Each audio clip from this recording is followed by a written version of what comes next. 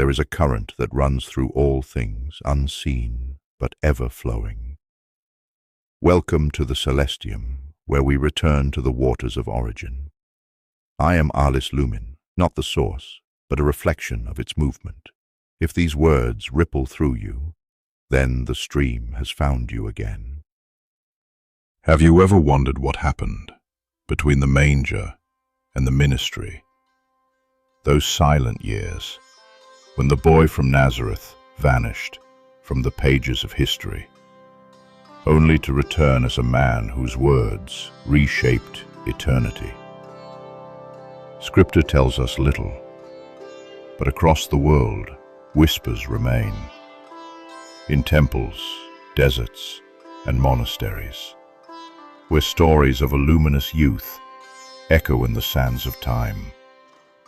Today, we journey into those hidden years, not to claim certainty, but to contemplate the path of the one called Yeshua, and how his travels may have shaped the message of divine love that would later awaken the world. After fleeing Herod's wrath, the child Yeshua is said to have lived for a time in Egypt, a refuge and a revelation. Alexandria, then, was the spiritual crossroads of the ancient world, where Hebrew scholars, Greek philosophers, and Egyptian priests exchanged wisdom in the great library of learning.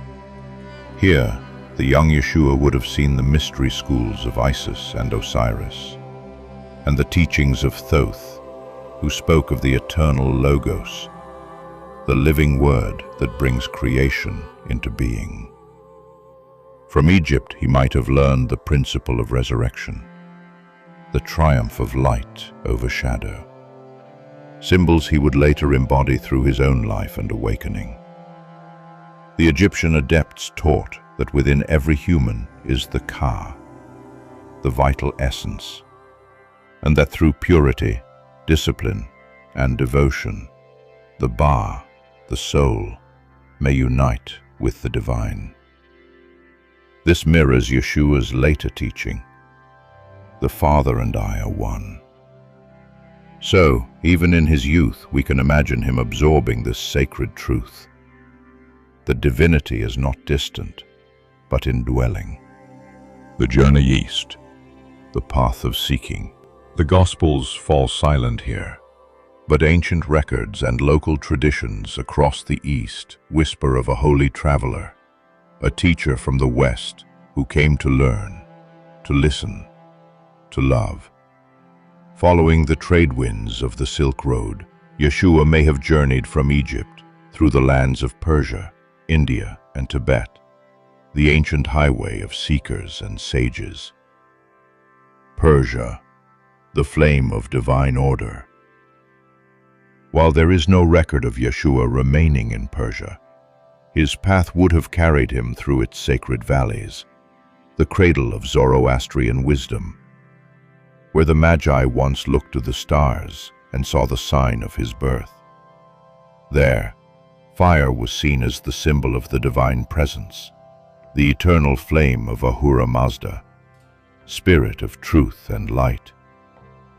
From Persia, Yeshua may have absorbed the idea that life itself is a moral battlefield, that good and evil wage war within the heart, and that the soul must choose the light daily. This echoes through his later words: "The eye is the lamp of the body. If your eye is single, your whole body will be full of light." India, the way of compassion and the eternal self. In the sacred texts of India, there are accounts of Saint Isa, a wise teacher from the West, who studied among the Brahmins and Buddhists, learning the laws of karma and the stillness of meditation. Here Yeshua would have encountered the teaching that all life is divine, that the spark within every being is the Atman, one with the infinite. He would have seen ascetics renouncing ego, walking the earth barefoot in compassion, From this soil may have grown his later words. Love your enemies. Bless those who curse you. A teaching beyond religion, the universal dharma of love. Tibet, the stillness beyond form. In the high monasteries of the Himalayas, legends tell of Isa among the lamas, learning the discipline of silence, the compassion of the bodhisattva, and the sacred geometry of the light body. From Tibet, he may have received the mystery of stillness, the power that comes not from doing, but from being. The monks taught that to awaken is to see all beings as mirrors of the divine mind.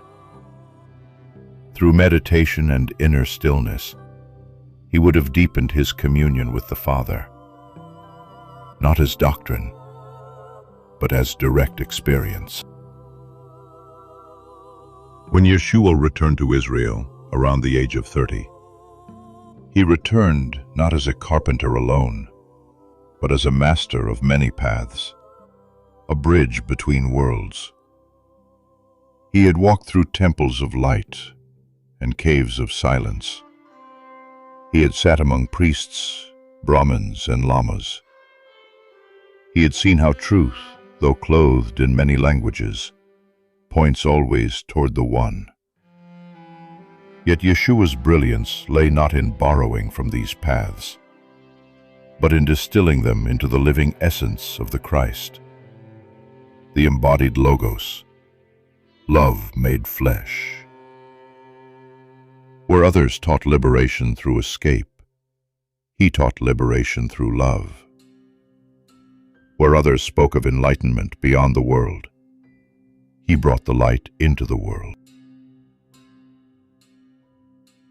So what do the hidden years reveal to us now? That awakening is not about belief. It is about becoming.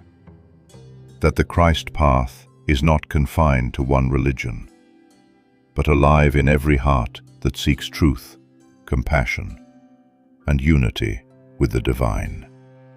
Yeshua's lost years remind us that wisdom is a universal inheritance, that the divine works through every culture, every age, every sincere soul. But they also remind us to walk discerningly, for not all light is true light. Not all paths lead home. The Christic path is unique in its call to both humility and power, surrender and sovereignty, silence and song. The hidden years were not truly hidden. They live within you. For the same light that guided Yeshua through desert and mountain guides you now, through confusion, through seeking, toward remembrance. When you turn inward, you follow his road. When you love beyond reason, you walk beside him. And when you awaken to the divine within, the hidden years end, and the eternal Christ rises anew. What you touched here is not apart from you. It is the river within, flowing endlessly. Let it carry you in stillness when the noise of the world recedes. Return when you thirst, for these waters never run dry. If your heart is stirred, walk with us, subscribe, not as a gesture to a channel, but as a step deeper into the current. Until the next time, remain luminous.